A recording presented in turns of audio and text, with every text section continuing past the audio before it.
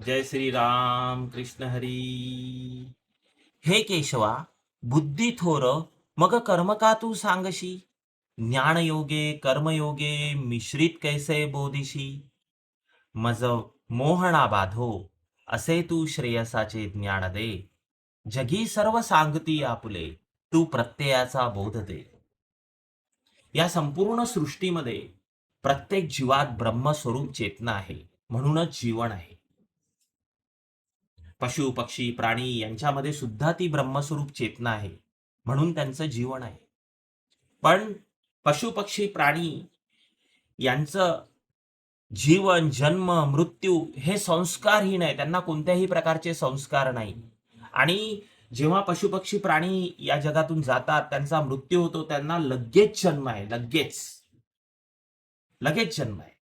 पण मनुष्याचा तसं नाहीये. मनुष्य हा संस्कार घेऊन आलेला आहे. गर्भाधान संस्कारापासून तर अंत्येष्टी कर्मापर्यंत षोडश संस्कार सांगितलेले आहे. आई वडील गुरु शिक्षक मित्रपरिवार आप्तस्वकीय नातेवाईक अध्यात्म परिस्थिती प्रत्येक वेळेस तो संस्कार अनुभवतो. प्रत्येक जणांकडून काहीतरी शिकतो. कधी कधी स्वतःवरती चांगले संस्कार करतो. संस्काराशिवाय मनुष्याचं जीवन नाहीये. मनुष्य देहाला संस्कार सांगितलेले आहे आणि म्हणूनच तो गेल्यानंतर सुद्धा संस्कारहीन त्यांनी जाऊ नये, संस्काराशिवाय जाऊ नये, म्हणून त्याच्यावर अंत्येष्टी संस्कार सांगितलेले आहे.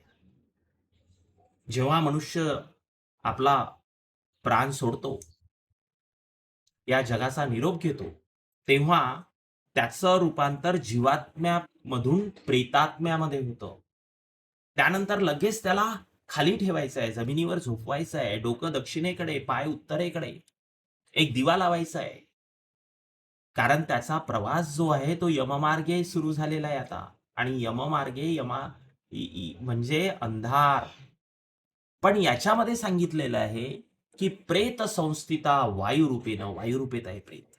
लगेच मनुष्याला जन्म नाहीये, वर्षभर प्रेतत्वाचा प्रवास आहे आणि या प्रवासामध्ये तो खूप काही अनुभवणार आहे. म्हणून आपण म्हणतो की जीवन जगताना खूप काही आपण प्लॅनिंग करतो, पण एक प्रवास तो पण आहे की जो मृत्यूनंतर आपल्याला सर्वांना करायचा आहे. मग त्याचं प्लॅनिंग कसं? तर शिव आणि विष्णू भक्ती, ज्याला शिवभक्ती ज्याला विष्णू भक्ती त्याला यम दिसे रमापती. रमापती म्हणजे पांडुरंगासारखा दिसतो यम, ज्याला शिव आणि विष्णू भक्ती आहे त्याला. मग त्याला जमिनीवर ठेवल्यानंतर त्यांच्या मुलांनी मांडी द्यायची आहे, मांडीवर त्याचं डोकं ठेवायचं आहे, मुखामध्ये तूप घालायचं आहे, थोडं पाणी द्यायचं आहे, गंगाजल द्यायचं आहे आणि नंतर त्याला स्मशानभूमीत नेऊन त्याचे संपूर्ण कार्य करायचे आहे. तत्पूर्वी त्याला स्नान घालायचं आहे, कारण आपण निर्वस्त्र या जगात आलो, म्हणून त्याला जाताना सुद्धा निर्वस्त्र करायचं आहे, लेपन करायचं आहे, उटणं लावायचं आहे, सुगंधित द्रव्याने त्याचं स्नान घालून त्याला तिरडीवर झोपवायचं आहे, पांढरे कपडे घालायचे आहे आणि नंतर त्याला स्मशानभूमीत न्यायचं आहे. तिथे क्रव्याद नावाचा अग्नी आहे. क्रव्याद अग्नी प्रतिष्ठापयामी. ओम चत्वार शृंगा गौतमो वामदेव अग्निस्तिष्ठु रूपः अग्निमूर्ती ध्याने विनियोगा. अग्ने नमः. अग्ने वैश्वानर शांडिल्य गोत्र. अग्नीचं गोत्र शांडिल्य आहे, म्हणून शांडिल्य गोत्र. मेषध्वज प्राणमुखो मम सम्मुखो वर्धो भव. असे गुरुजींना बोलावून संस्कारामध्ये त्याचं दहन करायचंय, अग्निसंस्कार करायचे. आपण जेव्हा स्मशानभूमीत त्या प्रेतात्म्याला अग्नी देतो, मग तो कुठे जातो? तो आपल्या सोबत आपल्या घरी येतो. तो लगेच सोडत नाही, कारण हे संपूर्ण निर्माण त्यानेच केलेलं आहे. संसार घर दार आई वडील नवरा बायको मित्र मैत्रिणी बहीण भाऊ वगैरे वगैरे. तो लवकर थोडी सोडणार. तो नाही, तो स्वतः घरी येतो आणि त्या खड्यावर बसतो. त्याला म्हणतात जीवखडा, अश्मा. त्याला तुम्ही घरात घेतलं का? नाही, त्याला तुम्ही बाहेर लटकवलं. मग प्रेत संस्थिता वायुरूपेण सांगितलेलं आहे. वायुरूपात फिरतो आणि पुन्हा त्याच्यावर येऊन बसतो. मग येते ती तिसऱ्या दिवशीची क्रिया. तेव्हा तुम्हाला पुन्हा स्मशानभूमीत जायचं आहे, अस्थी गोळा करायची आहे. अंगठा आणि पहिलं बोट. हे बोट प्रेतासाठी, पित्तरासाठी, हे बोट मनुष्यासाठी आणि हे बोट देवासाठी. अशा अस्थी गोळा करायची. त्या अस्थी कलशामध्ये घ्यायच्या आहे. तिसऱ्या दिवशी, पाचव्या दिवशी, सातव्या दिवशी अशा विषम दिवशी अस्थी विसर्जन करायचे आहे. बरेच जण असे करतात की व्यक्ती गेल्या, त्याला खाली उतरवलं, की या रूढी परंपरा ज्याला कोणताही शास्त्राचा आधार नाहीये, त्याची आरती काय करतात, त्या प्रेताची सुखकर्ता दुःखहर्ता काय म्हणतात, वेगवेगळ्या 4-5 आरत्या काय करतात, अत्यंत चुकीची पद्धत आहे. अत्यंत चुकीची पद्धत. ते न करता त्याला प्रेतत्व प्राप्त झालेलं आहे, त्याच्यात चेतनाच नाहीये काही. त्याची कसली आरती करता तुम्ही? हे असलं काहीही करू नका. हात जोडून नम्र विनंती आहे. जे काही शास्त्र आहे ते करावं. मग त्या अस्थी घेऊन तिसऱ्या दिवस, 5वा दिवस, 7वा दिवस अशा विषम दिवशी अस्थी विसर्जन करायचे आहेत. आणि 9व्या दिवसाची क्रिया, 10व्या दिवशीची क्रिया ही दशगात्र श्राद्ध म्हणून दशक्रिया विधी ज्याला आपण म्हणतो, तो करायचा आहे. त्याला अवयव श्राद्ध आहे. का अवयव श्राद्ध करायचं बरं? कारण एक आहे याच्यासाठी, की डोक्याच्या केसापासून तर पायाच्या नखापर्यंत वेगवेगळे अवयव आहे, ते बनवायचे. त्याचं पूजन करायचंय, त्याला तृप्त करायचंय, की तुला तृप्त करतो. त्याआधी त्या अश्म्याला दाह जनित तू शोध करायचंय. म्हणजे काय करायचंय? दिवसाला 3 पळ्या रोज सकाळ, दुपार, संध्याकाळ हे पाणी द्यायला सांगितलंय. आपल्याच्याने ते काही देणं होत नाही, म्हणून 10व्या दिवशी त्याला अश्म्याला पाणी द्यायचं आणि अवयव श्राद्ध करायचे. वेगवेगळे आहे. आद्ये हणी शिरोय निष्पत्त्यर्थेपासून तर दशमे हणी शुद्धीपासून निवृत्त्यर्थेपर्यंत हा जो पास आहे त्याच्यातून त्याला निवृत्त करायचं आहे. तू आता इथून जा. तुझा मार्ग जो यममार्ग आहे त्यामध्ये तुला कोणत्याही प्रकारे अडथळा येऊ नये. तू मुक्त व्हावा. आपण अशी प्रार्थना करायची. आणि पहिल्या दिवसापासून तर 10व्या दिवशी अवयव श्राद्ध करून नंतर विषम श्राद्ध करायचं आहे. विषम श्राद्ध. हे विषम श्राद्ध पण फार महत्वाचं आहे. बऱ्याच जणांकडे पहिल्या दिवशी पाथेय श्राद्ध वगैरे होत नाही, गुरुशी अवेलेबल नसतात, तर मग त्या 10व्या दिवशी ते पाथेय श्राद्ध, नग्न प्रच्छादन आणि अस्थि संचयन श्राद्ध सुद्धा करून घ्यायचं आहे. मग त्याच्यानंतर 5 पिंड ठेवून काकबली श्राद्ध करायचंय. तो शुद्धीपासा आणि वृत्त्यर्थी नंतर प्रेत सखिभ्य वैवस्वताय माय वायसेभ्य प्रेताधिपतय रुद्राय असं सांगितलेलं आहे. काकबली श्राद्ध. मग कावळा स्पर्श झाला. कावळाच का, कबूतर का नाही? कारण कावळ्याला प्रत्यक्ष प्रेतात्म्याचं अंधुकचं दर्शन होतं आणि प्रेतात्म्याला अंधुकसा कावळा दिसतो. तो चोच मारतो. त्या चोच मारल्यामुळे त्याला वेदना होतात. म्हणून तो जवळ येऊ देत नाही. कोणत्याही प्रकारचा कल्लोष, कोणत्याही प्रकारचा शोक न करता ही संपूर्ण क्रिया करायची आहे.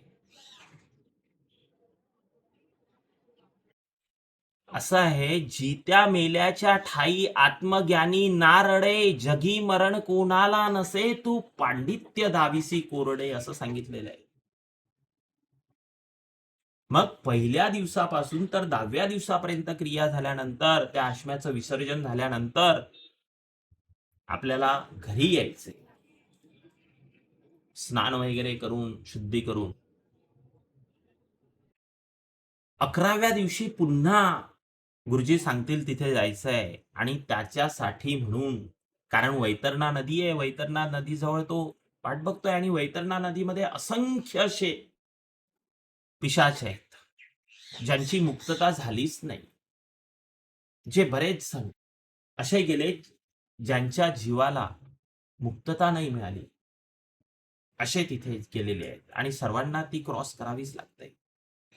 मग ती क्रॉस करण्यासाठी वैतरणा नदी, आचार्याचं वर्णन सांगितलेलं आहे, गोपूजन सांगितलेलं आहे आणि नंतर एकोदिष्ट श्राद्ध सांगितलेलं आहे. एकालाच अनुसरून केलेलं श्राद्ध त्याला म्हणतात एकोदिष्ट श्राद्ध. मग एकोदिष्ट श्राद्ध करायचं आहे, अग्नी प्रज्वलित करायची आहे.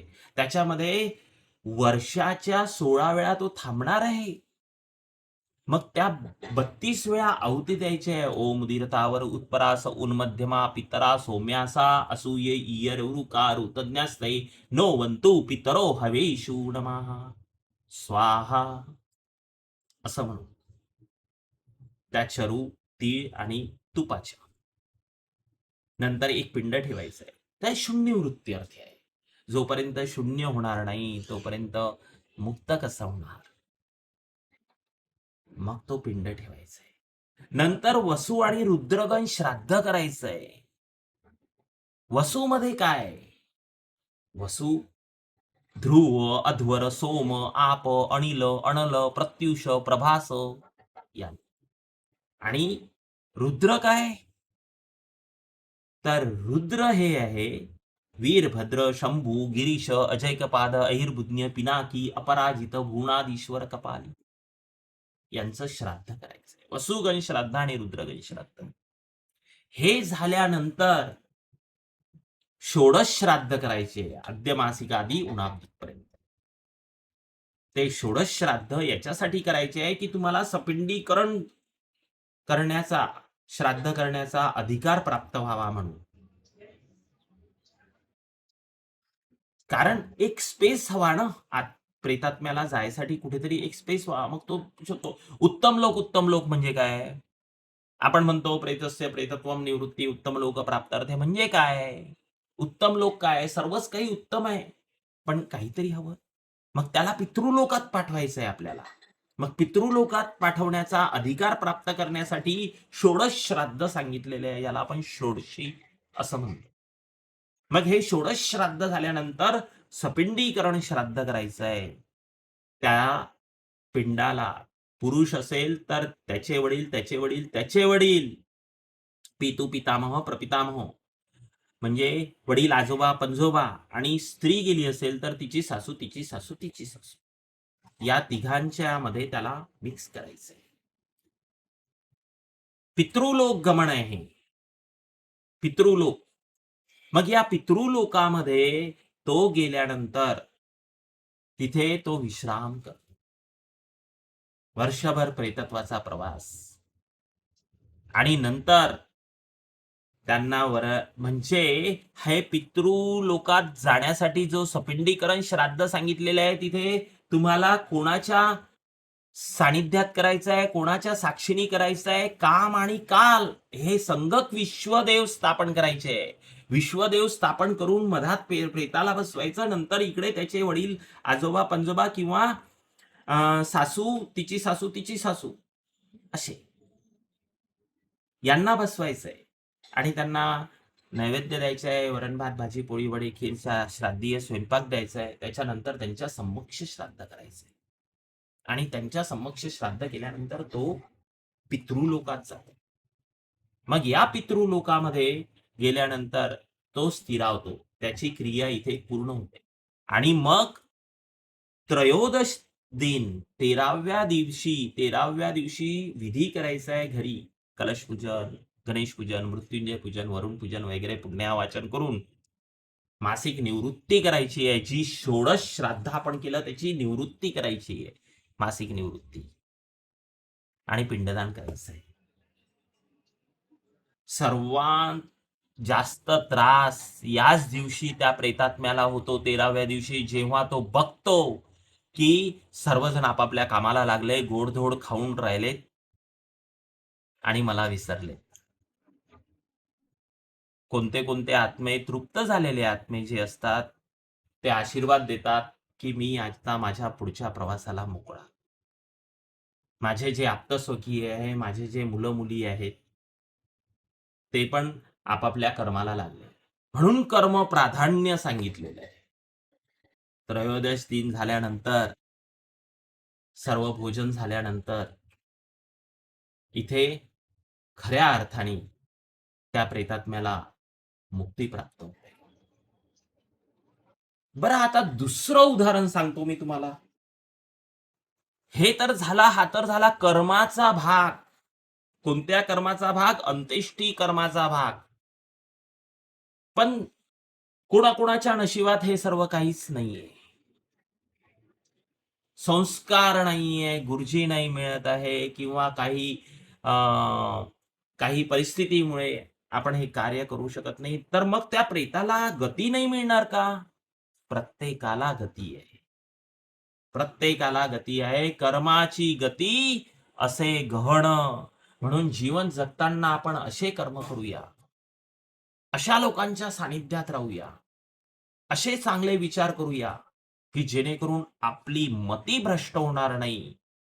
मती भ्रष्ट झाली तर गती ही मिळणार नाही. म्हणून अशा प्रकारची अंत्येष्टी कर्म तुम्हाला मी थोडक्यात सांगायचा प्रयत्न केला. विषय खूप मोठा आहे. त्याच्यामुळे थोडक्यात हे अंत्येष्टी कर्मातला हा एक भाग आहे. म्हणून म्हणतात, की नचिकेतनी यमाला प्रश्न विचारले. त्या प्रश्नांची उत्तरं यमाला द्यावे लागली, की हे सर्व काय आहे? हे सर्व मोह माया आहे. मग मोह माया, माया, माया, माया, माया म्हणणारे पण लोक खूप माया जमा करतात. मग आपण तसंच राहायचं का? नाही. विष्णू सारखं राहायचं. विष्णू ऐश्वर्यवान, समृद्धिवान, पण अंतरात्म्यामध्ये शिवजीला ठेवायचं. त्याग आहे, समर्पण आहे. शिव चराचरामध्ये आहे. आणि सांगितलेलंच आहे, की माता पित्याची सेवा न करती पुष्टी देवा, काय म्हणावे त्यासी प्रत्यक्ष देवा विसरले, सर्वा माझी श्रेष्ठ, माता पिता अस्ति वरिष्ठ. मग एखादे वडील आपल्या बायकोला, मुलाला दारू पिऊन झोड झोडतात, ते पण श्रेष्ठ का? एखादी माऊली, एखादी स्त्री आपल्या तान्हुल्या लेकराला रस्त्यावर सोडून निघून चालली जाते, ती पण श्रेष्ठ का? तर हो, ती पण श्रेष्ठ.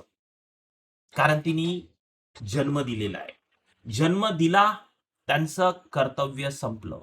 आपल्याला जेवण मिळालं, आईचं दूध मिळालं, अन्न मिळालं, घरदार मिळालं, आई-वडिलांचा आशीर्वाद मिळाला, त्यांचं प्रेम मिळालं, स्नेह मिळाला. हे सर्व बोनस आहे आपल्यासाठी. हे सर्व बोनस आहे.